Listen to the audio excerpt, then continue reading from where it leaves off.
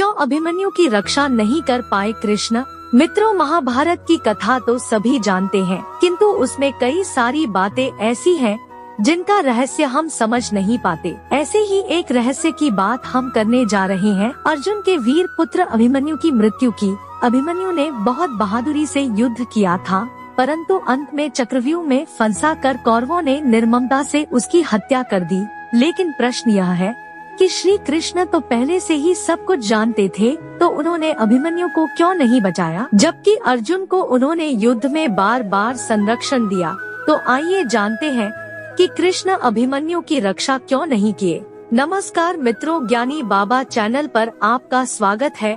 अगर आप भी श्री कृष्ण को भगवान मानते हैं तो कमेंट में जय श्री कृष्ण जरूर लिखे। तो चलिए शुरू करते हैं आज की प्रस्तुति। मित्रों, यह बात तब की है जब पृथ्वी पर अधर्म अपने चरम पर पहुंच गया था और धर्म की स्थापना हेतु देवता योजना बना रहे थे।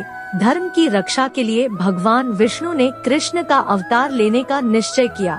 तब ब्रह्मा जी ने अन्य देवताओं को ये आदेश दिया कि वे भी पृथ्वी पर धर्म की स्थापना हेतु श्री कृष्ण की सहायता करेंगे, और इसके लिए सभी देवताओं को या तो अपने अंश अवतरित करने होंगे या उनके पुत्रों को पृथ्वी पर जन्म लेना होगा। सभी देवता गण अपना अंश या अपने पुत्रों को पृथ्वी पर अवतरित करने के लिए सहमत होते हैं, परंतु जब चंद्रदेव को पता चलता है कि उनके पुत्र वर्चा को भी पृथ्वी पर जन्म लेने का आदेश मिला है, तो वे व्याकुल हो गए और इस आदेश का विरोध करने लगे।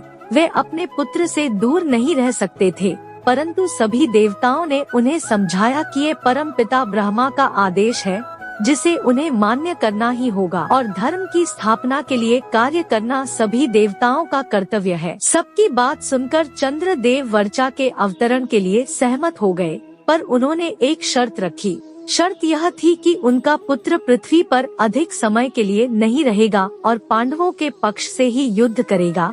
वह सबसे अधिक शूरवीर होगा और पूरे दिन युद्ध करने के पश्चात उसे सायंकाल में ही अपने नश्वर शरीर को छोड़कर मेरे पास स्वर्ग आना होगा। देवताओं ने उन्हें मनाने की दृष्टि से सभी शर्तें स्वीकार कर ली। इसलिए अभिमन्यु ने अर्जुन के पुत्र के रूप में जन्म लिया और कृष्ण जी के शिक्षण में परम प्रतापी बना।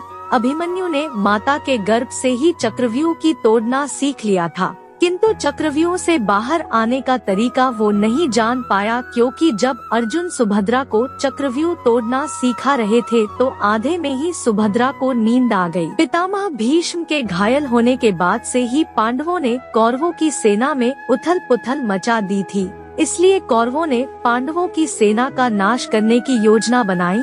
योजना के अनुसार उन्होंने अर्जुन और उनके सारथी बने कृष्ण को युद्ध भूमि से दूर कर दिया था और चक्रव्यूह की रचना की, जो केवल अर्जुन ही तोड़ना जानता था। किंतु ऐसे समय में अभिमन्यु ने आगे आकर उनकी सेना का सर्वनाश होने से बचा लिया। वह चक्रव्यूह के भीतर प्रवेश कर गया, किंतु उसके साथ कोई और योद्धा उसमें प्रवेश नहीं कर पाया।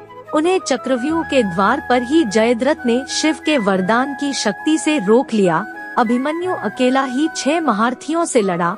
वह घायल होकर भी लड़ता रहा, हार नहीं मानी, और जब अभिमन्यु के हाथ से शस्त्र भी टूटकर गिर गए तब भी वह रथ के पहिए से लड़ता रहा, और ऐसे ही सायंकाल तक लड़ते लड़ते उसके शरीर से रक्त की हर एक बूंद भूमि पर गिर गई और वह वीरगति को प्राप्त हुआ। और इस प्रकार अपनी बहादुरी के कारण वो युद्ध भूमि का सबसे शूरवीर योद्धा कहलाया और शर्तानुसार जल्द ही स्वर्ग को प्रस्थान कर गया। यही कारण था कि श्री कृष्ण ने सब कुछ जानते हुए भी अभिमन्यु के प्राणों की रक्षा नहीं की और उसकी नियति में कोई बाधा उत्पन्न नहीं की।